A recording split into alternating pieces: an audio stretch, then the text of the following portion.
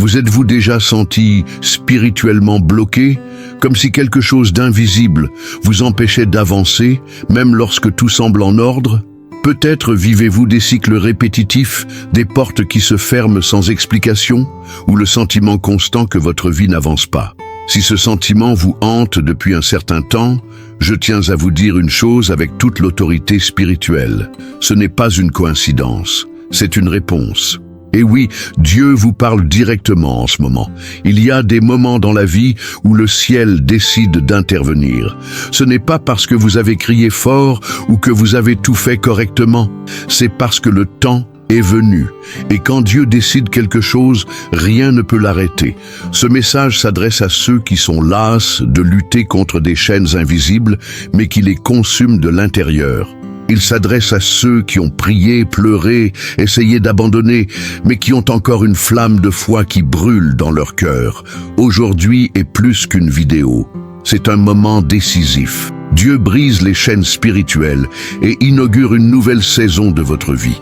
Cette saison ne sera pas marquée par l'effort humain, mais par l'intervention divine, par la restitution, par l'ouverture de portes spirituelles et par l'activation de promesses. Avant de continuer, abonnez-vous à la chaîne, activez les notifications et partagez ceci avec quelqu'un qui a également besoin d'entendre cette parole. Ensemble, vivons ce que le ciel a préparé. Phrase d'impact pour les commentaires. Aujourd'hui, le ciel a brisé les chaînes qui me retenaient. Ma nouvelle saison commence maintenant. Écrivez cette phrase dans les commentaires et déclarez-la à voix haute. C'est votre engagement spirituel envers le nouveau temps que Dieu libère. Rien en vous n'est dû au hasard, ni le ton de votre voix, ni votre quartier de naissance, ni même cette inquiétude profonde que vous ressentez. Votre vie est investie d'une vocation spécifique et personnelle, établie par Dieu avant même votre premier souffle. Et cette vocation ne dépend ni de titre, ni de position, ni de perfection. Elle naît de la volonté divine d'utiliser votre histoire comme un instrument de transformation. Peut-être avez-vous grandi en entendant que vous n'étiez pas à la hauteur. Peut-être vous a-t-on dit que vous n'étiez pas choisi, que d'autres étaient plus capables. Mais Dieu ne travaille pas avec des CV. Il travaille avec des cœurs bien disposés. Ce qu'il recherche, ce n'est pas la performance, c'est l'abandon. Et si vous êtes ici aujourd'hui, c'est parce que le ciel vous a appelé à vous souvenir. Vous avez été mis à part pour quelque chose de plus grand. Répondre à l'appel de Dieu ne signifie pas tout comprendre immédiatement. Cela signifie faire le premier pas, même sans avoir vu le monde entier. C'est comme Pierre quittant la barque pour marcher sur l'eau. La peur est présente, certes, le doute aussi, mais la foi est plus grande. Et c'est cette foi qui active la promesse, qui ouvre les portes spirituelles et initie des processus de transformation qui dépassent largement la logique humaine. Si vous vous demandez « Pourquoi moi ?», la réponse est peut-être différente. Pourquoi pas vous ? Dieu aime utiliser l'improbable, car les miracles brillent davantage lorsqu'ils surviennent là où personne ne les attend. Votre appel n'est pas enfoui, il est vivant, attendant votre oui. Vous n'avez pas besoin d'être parfait. Vous devez être disponible. Le ciel ne vous a pas choisi par hasard. Une alliance pèse sur votre vie. Et chaque oui que vous donnez à votre objectif, même au milieu des difficultés, vous rapproche de la réalisation de la promesse. L'appel est divin, mais la réponse, vous seul pouvez la donner. Il y a quelque chose de sacré qui vous relie à Dieu. Et ce n'est ni une religion, ni un rite, ni une coutume. C'est une alliance, une union vivante entre le Créateur et sa créature. Contrairement à un contrat humain, cette alliance n'est pas rompue par l'échec. Elle est soutenue par la personnalité de celui qui l'a créée. Même lorsque vous faites des erreurs, que vous reculez ou que vous vous sentez distant, Dieu reste fidèle à l'engagement qu'il a pris envers vous. Beaucoup de gens se sentent coupables de leurs échecs passés et pensent que cela annule leur vocation. Mais attention, l'échec n'annule pas ce que Dieu a écrit. Moïse a assassiné, David a commis l'adultère, Pierre a renié, et pourtant ils ont tous été restaurés grâce à une alliance active. Dieu n'agit pas en fonction de vos performances, mais de sa parole. Et il ne change pas d'avis. Vivre sous cette alliance, c'est comprendre que vous n'êtes ni seul, ni sans protection. C'est savoir que même dans la vallée la plus sombre, une présence vous entoure. Chaque jour, Dieu renouvelle sa miséricorde sur votre vie, preuve que l'alliance est vivante. La promesse tient toujours. Voulez-vous entretenir cette alliance ? Il ne s'agit pas de rituels compliqués. Commencez par des gestes simples. Un temps de prière quotidien, la lecture de la parole, une conversation sincère avec Dieu comme on parlerait à un père. Un bon point de départ pourrait être de lire le psaume 91 le matin et de déclarer « J'habite sous l'abri du Très-Haut ». Ces paroles activent le monde spirituel. Elles renforcent votre foi. Elles dissipent la peur. Dieu n'exige pas la perfection, mais la constance. Il veut vous accompagner dans l'ordinaire, afin que l'extraordinaire se produise naturellement. L'alliance qu'il a conclue avec vous n'a pas de date d'expiration. Et si vous pensiez avoir tout perdu, écoutez attentivement. Il est toujours là, inébranlable, fidèle. Il attend que vous réaffirmiez votre oui à la vie. Avez-vous déjà réfléchi à la raison de votre présence ici, à lire ou à entendre ces mots ? Au milieu de tant de distractions, de doutes et de bruit de la vie, quelque chose vous a amené ici. Ce n'était pas le hasard, ce n'était pas seulement la curiosité, c'était une réponse, car lorsque Dieu veut parler, il trouve un moyen. Et aujourd'hui, il a choisi ce moment pour vous atteindre. Peut-être avez-vous fait une prière silencieuse ces derniers jours. Peut-être votre âme a-t-elle crié à l'aide alors que personne ne vous écoutait. Ou peut-être, au fond de vous, avez-vous lutté, attendant une confirmation du ciel? Alors, soyez attentifs. Ce message est le signe que vous avez demandé. Dieu vous a entendu et il répond avec précision, clarté et amour. Certains pensent que Dieu ne parle qu'aux prophètes ou aux personnes très saintes, mais il parle aux enfants. Et vous êtes un enfant. Il parle avec simplicité, dans l'inattendu, au moment même où nous avons envie d'abandonner. Le fait que vous soyez arrivé jusqu'ici est comme une lettre écrite au ciel, adressée à votre cœur. C'est le Père qui vous dit « Hé, je te vois, je sais ce qui te fait mal, et j'agis déjà. N'ignorez pas ce moment. Vous savez ce frisson que vous avez ressenti? Ce poids qui vous a soulagé de la poitrine? Ce n'est pas psychologique, c'est spirituel. C'est le Saint-Esprit qui vous confirme que vous n'êtes pas seul et que votre prière a trouvé un écho auprès du trône de Dieu. Rien de ce que vous avez vécu jusqu'à présent n'a été vain. Tout converge vers une ère nouvelle et ce mot en est le code d'activation. Accueillez ceci avec foi. Dieu vous donne des réponses à travers ce qui semble ordinaire. Et ce n'est que le début, car lorsque le ciel commence à bouger, rien ne reste pareil. La prochaine étape se prépare déjà. Continuez. Ayez confiance. Le Dieu qui répond est le même Dieu qui agit. Et il a déjà commencé. Il y a des moments où tout semble verrouillé. Vous priez, rêvez, planifiez, et rien n'avance. Mais vient un moment où Dieu commence à tourner les clés du monde spirituel, et des portes qui semblaient éternellement fermées commencent à s'ouvrir. Ce moment est arrivé. Des mouvements invisibles se produisent en votre faveur. Le ciel déplace des structures que vos yeux ne peuvent pas encore voir. Les portes spirituelles sont des accès accordés par Dieu, accordés en réponse à la foi, à l'obéissance et au moment choisi. Lorsqu'une telle porte s'ouvre, ce n'est pas seulement une opportunité, c'est un alignement. Quelque chose qui transforme les environnements, les situations et même les personnes qui vous entourent. Et parfois, la porte s'ouvre là où on s'y attend le moins, d'une manière inimaginable. Avez-vous déjà remarqué comment certaines périodes de la vie semblent répéter la même frustration? On s'en approche toujours, mais on n'y arrive jamais vraiment? C'est un signe de combat spirituel. Mais lorsque Dieu décide d'intervenir, il brise le cycle. Et ce qui était autrefois un retard se transforme en accélération. C'est comme si un portail s'ouvrait. Des connexions émergent, des idées fleurissent, des réponses arrivent. Besoin d'un exemple concret? Commencez à proclamer chaque jour la promesse d'Apocalypse 3:7. Ce qu'il ouvre, personne ne le ferme. Faites-en votre prière. Écrivez-la sur un morceau de papier. Affichez-la au mur. Chaque fois que la peur vous dit « Cette porte n'est pas pour toi, répondez avec foi. Si Dieu l'a ouverte, elle est à moi. Votre rôle est de croire. Le sien est de faire en sorte que cela se réalise. Les portes spirituelles ne sont pas seulement des bénédictions, elles sont aussi des responsabilités.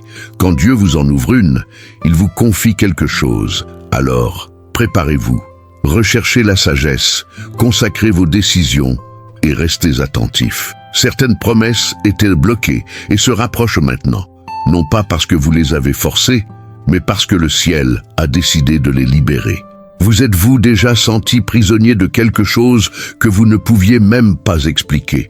Comme s'il existait un poids invisible, une culpabilité constante, une voix silencieuse vous disant que vous ne méritiez pas d'avancer.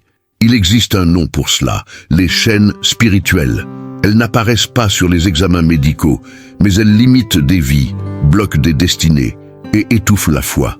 La bonne nouvelle, aujourd'hui, elles sont brisées, une à une. L'ennemi lance des accusations pour tenter d'invalider votre identité. Il pointe du doigt d'anciennes erreurs, lance des flèches de condamnation et tente de transformer les souvenirs en prison. Mais Dieu ne vous a pas appelé à vivre enchaîné au passé. Il vous a appelé à marcher dans la liberté. Et lorsqu'il proclame la liberté, aucune condamnation ne peut subsister. Le sang de Jésus ne se contente pas de pardonner, il absout. Cela signifie qu'il n'y a plus de condamnation pour ceux qui sont en Christ. C'est comme si le ciel rendait une ordonnance du tribunal, annulant les accusations qui vous paralysaient. Si vous avez déjà entendu des phrases comme « Tu n'iras nulle part »,« Ce n'est pas pour toi » ou « Tu as fait trop d'erreurs », sachez ceci, ces voix ne viennent pas de Dieu. Et aujourd'hui, elles sont réduites au silence. Voulez-vous briser ces chaînes, une fois pour toutes? Commencez par déclarer dans la prière « Je suis libre, pardonné et restauré par le sang de Jésus ». Faites-le chaque jour, surtout lorsque des pensées d'échec surgissent. Lisez Romains 8, méditez sur le verset 1. Il n'y a donc maintenant aucune condamnation pour ceux qui sont en Jésus-Christ. Ces paroles ne sont pas symboliques, elles ont du pouvoir. Lorsque vous comprenez que vous êtes libre, votre attitude change. Vous cessez de vous soumettre à la culpabilité et commencez à marcher avec autorité. Le ciel nettoie votre ardoise spirituelle, brise les cycles de culpabilité et vous libère pour vivre pleinement la promesse. Les chaînes sont tombées. Il est temps de vous relever et d'avancer. Il y a des moments où tous les efforts humains échouent. On planifie, on cherche de l'aide, on prie, on persiste. Et rien ne semble changer. C'est là que beaucoup abandonnent. Mais c'est aussi là que Dieu intervient. Quand vos forces s'épuisent, les siennes commencent à agir de manière surnaturelle. Il n'a besoin ni d'un scénario favorable, ni de contact influent, ni de logique pour agir. Il est Dieu, et lorsqu'il décide d'intervenir, rien ni personne ne peut l'arrêter. L'intervention divine ne se fait pas toujours en bruit. Souvent, elle se produit en silence, en coulisses, pendant que vous dormez ou pleurez en secret. Un oui venu du ciel peut changer le cours d'une vie. Et ce qui semblait définitif devient un nouveau départ. Quand Dieu pose sa main, l'impossible devient témoignage. Vous souvenez-vous de Joseph, trahi, vendu, oublié? Humainement, son histoire fut tragique, mais en un seul jour, Dieu l'a sorti de prison et l'a placé au palais. C'est une intervention divine. Le ciel prend des raccourcis et transforme la captivité en promotion. Et ce même Dieu continue d'écrire des histoires aujourd'hui, y compris la vôtre. Voulez-vous voir cette intervention se produire? Arrêtez de vouloir tout contrôler. Dieu n'attend pas votre perfection, mais votre abandon. Priez sincèrement. Dites, Seigneur, prends le contrôle. J'ai confiance. Et ayez vraiment confiance. Parfois, le ciel attend simplement que vous lâchiez la barre pour mener le bateau à bon port. Commencez à remarquer les petits signes. Un appel inattendu, une réponse qui arrive juste au bon moment, une paix insensée. Tous ces signes sont les traces de la main de Dieu à l'œuvre. Et quand il commence, il finit. L'intervention a déjà commencé. Votre nom est rappelé dans des lieux que vous n'auriez jamais imaginés. Car lorsque Dieu agit, il n'y a pas de porte fermée, pas de sentence contraire, pas de chaîne de commandement qui puisse résister. Un miracle n'est pas seulement quelque chose d'extraordinaire. Un miracle, c'est quand Dieu envahit le naturel par le surnaturel. C'est quand ce qui était impossible devient réalité sans explication. Vous ne vous en rendez peut-être pas compte, mais en lisant ou en écoutant ce message, des miracles se produisent déjà. Pas demain, pas seulement pour les autres, c'est maintenant et c'est pour vous. Un mouvement se produit dans l'invisible. Des choses bloquées depuis des années se débloquent sans que vous ayez à lever le petit doigt. La faveur de Dieu est à l'œuvre dans des domaines qui semblaient morts. Il ressuscite des rêves, restaure des relations, guérit des blessures profondes et ouvre des chemins là où il n'y avait que du désert. Les miracles prennent de nombreuses formes et aucun d'eux ne repose sur la logique. Vous connaissez cette grâce inattendue qui est apparue juste au moment où vous en aviez besoin, ou cette réponse qui semblait lointaine mais qui est arrivée dans les détails. Cela aussi est un miracle. Les miracles ne sont pas seulement la séparation de la mer Rouge, ils sont aussi notre pain quotidien, notre délivrance silencieuse, notre paix au milieu du chaos. Et si vous observez avec sensibilité spirituelle, vous réaliserez, Dieu a déjà commencé. Voulez-vous intensifier ce mouvement? Cultiver un cœur reconnaissant avant même d'en voir les résultats. La gratitude attire le surnaturel. Réveillez-vous en disant « Seigneur, merci pour ce qui est déjà en cours ». Lisez Jean, chapitre 11, le miracle de la résurrection de Lazare s'est produit après que Jésus a rendu grâce, avant même de voir la vie revenir. Voilà le secret. N'attendez pas que tout se mette en place pour croire. Croyez maintenant. Parlez avec foi, marchez avec foi, réagissez avec foi, car les miracles se produisent lorsque vous croyez. Ils ne sont pas là, ils ont déjà commencé. Il vous suffit de rester attentif, sensible et disponible. Ce qui semblait lent, Dieu l'accélère. Et le prochain témoignage pourrait être le vôtre. Vous n'imaginez pas à quel point Dieu vous a délivré sans même vous en rendre compte. Le monde spirituel est plus réel que beaucoup ne le pensent, et des combats sont menés chaque jour pour votre vie, votre famille et votre destinée. Mais vous n'êtes pas sans protection. Le ciel vous envoie des renforts. Et oui, les anges de la guerre sont à l'œuvre tout autour de vous. La Bible parle de Michel, l'archange guerrier, et de myriades d'anges chargés de protéger les enfants de Dieu. Ces êtres ne sont pas des figures symboliques, mais de puissants messagers, instruments de la justice céleste. Ils combattent pour vous lorsque vous priez, lorsque vous prononcez la parole, lorsque vous choisissez de faire confiance même au cœur du combat. Il y a des batailles que l'on remporte sans même s'en rendre compte. Il y a des délivrances qui surviennent sans tambour ni trompette. Un changement de cap, un retard inexplicable, une sensation soudaine de paix. Tous ces signes peuvent être le signe d'une action angélique. Ils agissent là où l'œil ne peut les voir, mais les fruits apparaissent en leur temps. Et quand l'enfer tente d'avancer, le ciel anticipe avec ses guerriers. Voulez-vous activer cette protection encore plus intensément? Apprenez à prier avec autorité. Il ne s'agit pas de crier mais de croire. Proclamez chaque jour le psaume 34, 7. L'ange de l'Éternel campe autour de ceux qui le craignent et il les délivre. Priez avec conviction. Demandez au Père d'envoyer ses anges sur votre foyer, votre travail, vos décisions. Ils obéissent aux ordres du trône et votre cri s'élève de là. L'ennemi sait qu'il ne peut vous atteindre lorsque vous êtes sous la protection divine. Et même si le combat peut paraître intense, rappelez-vous, vous n'êtes pas seul. Des armées invisibles, des armes spirituelles et des stratégies célestes œuvrent en votre faveur. Le champ de bataille est réel, mais la victoire est déjà déclarée. Et il est gardé par des anges en attente. Il y a des mots qui marquent une vie, des promesses ou des sentences. Malheureusement, beaucoup portent des décrets invisibles qui les limitent spirituellement. Des phrases prononcées par d'autres, des malédictions proférées dans des moments de douleur, des vœux inconscients, des jugements injustes. Tous ces mots deviennent des sentences spirituelles qui, au fil du temps, construisent des prisons silencieuses. Mais aujourd'hui, le ciel signe l'annulation de chacun d'eux. La croix du Christ n'était pas seulement un acte d'amour, c'était un jugement cosmique. En elle, toute accusation portée contre nous a été anéantie. Colossiens 2,14 dit que Jésus a effacé le témoignage écrit qui pesait contre nous en l'enlevant et en le clouant à sa croix.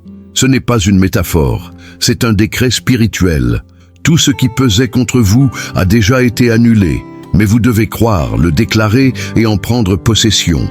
Peut-être avez-vous entendu dès votre plus jeune âge que vous n'arriveriez jamais à rien dans la vie, que vous étiez maudit, que la pauvreté, la douleur ou l'échec étaient des héritages inévitables. Mais Dieu dit maintenant, ces sentences n'ont plus de pouvoir sur vous. Lorsque vous vous associez à la parole, le passé perd son autorité.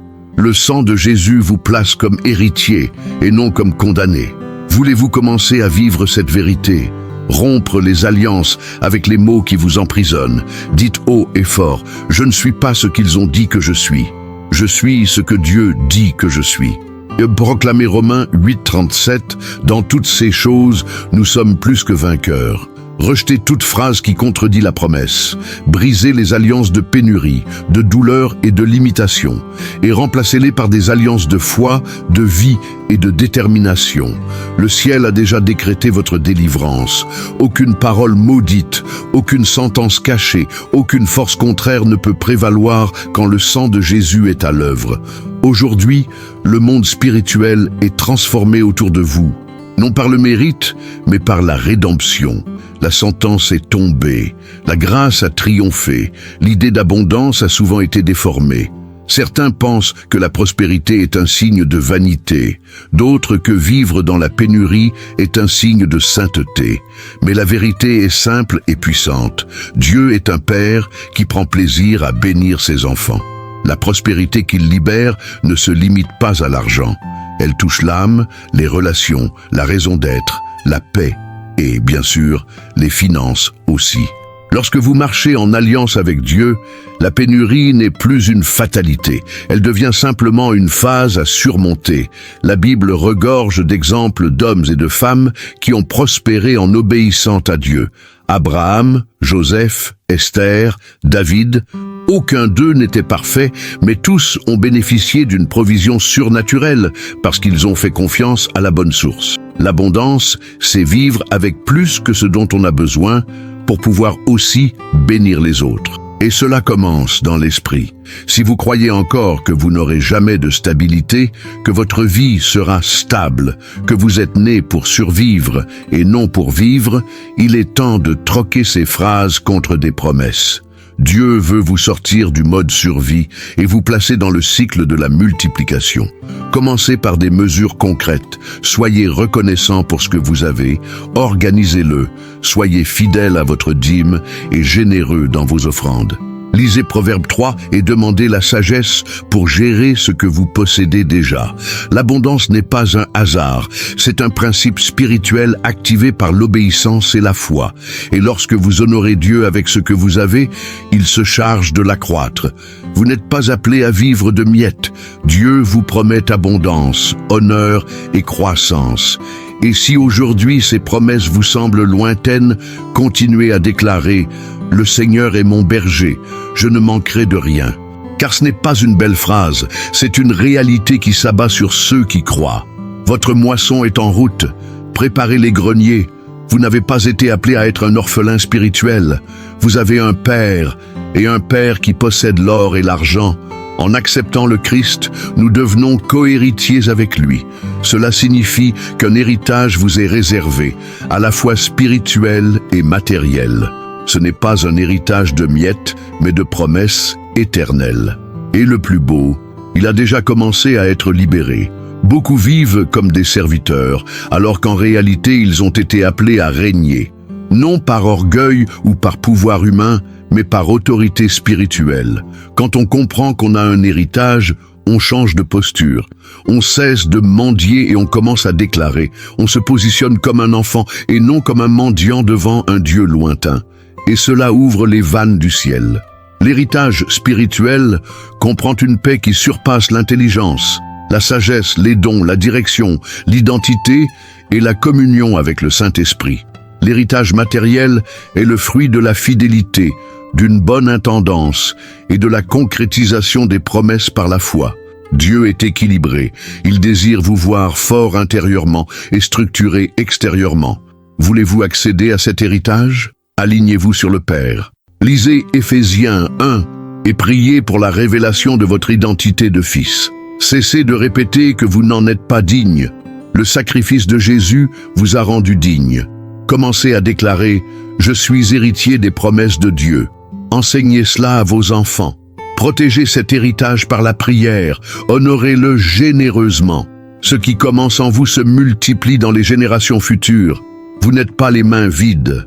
Le ciel vous a confié des ressources et des biens spirituels qui ne se sont pas encore pleinement manifestés, mais qui vous appartiennent déjà de droit. Dieu ne vous a pas appelé à survivre, mais à représenter le royaume avec dignité. Votre héritage a déjà été écrit, scellé et libéré. À vous maintenant de vous présenter comme son héritier. Les miracles financiers sont merveilleux, mais Dieu veut vous emmener au-delà. Il ne veut pas seulement vous surprendre dans l'urgence, mais vous établir dans un état de stabilité.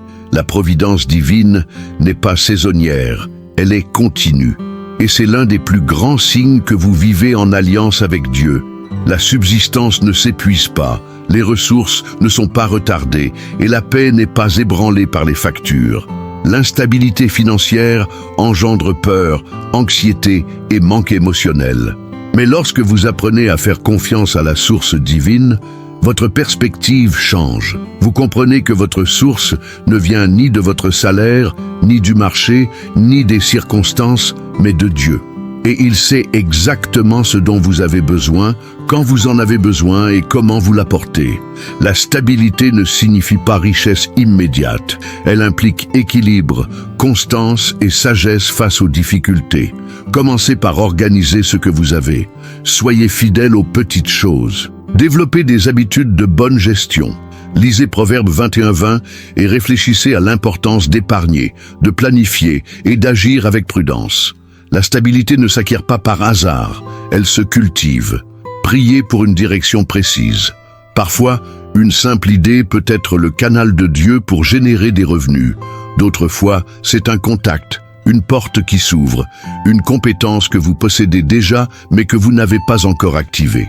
Le ciel libère la ressource, mais il veut aussi que vous agissiez avec foi et action. Souvenez-vous, la manne est tombée du ciel, mais le peuple a dû quitter la tente pour la ramasser. Dieu brise les cycles de pénurie et instaure pour vous une nouvelle période de constance.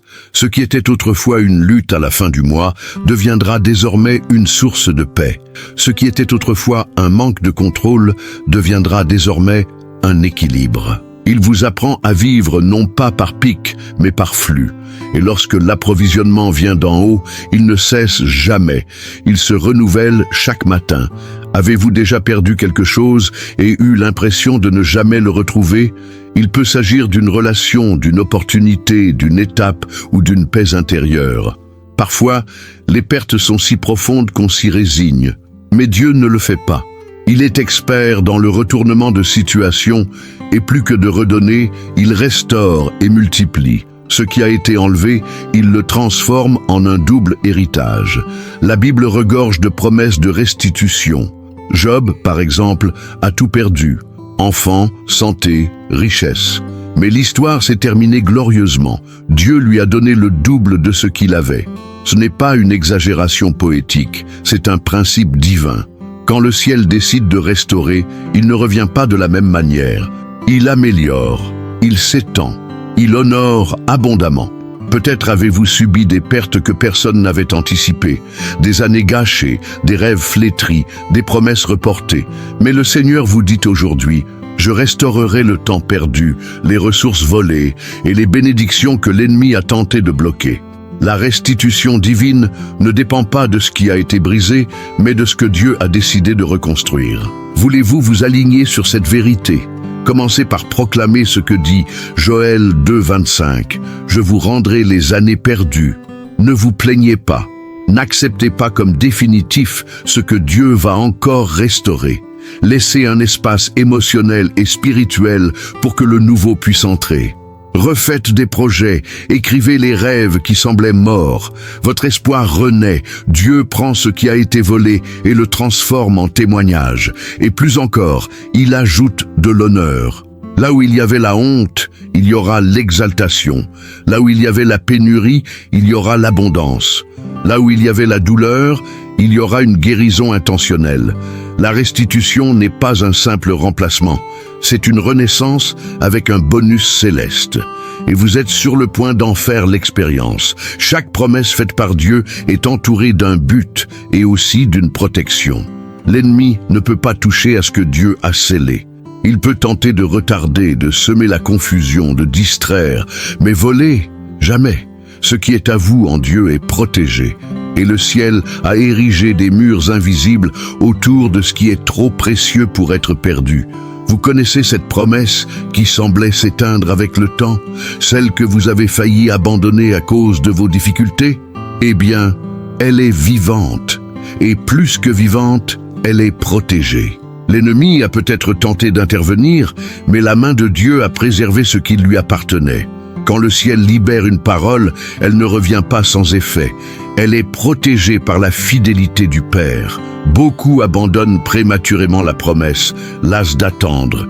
Mais ce que peu comprennent, c'est que tandis que la promesse mûrit, Dieu la protège. Il la cache, la garde et l'empêche d'être touchée par de mauvaises mains.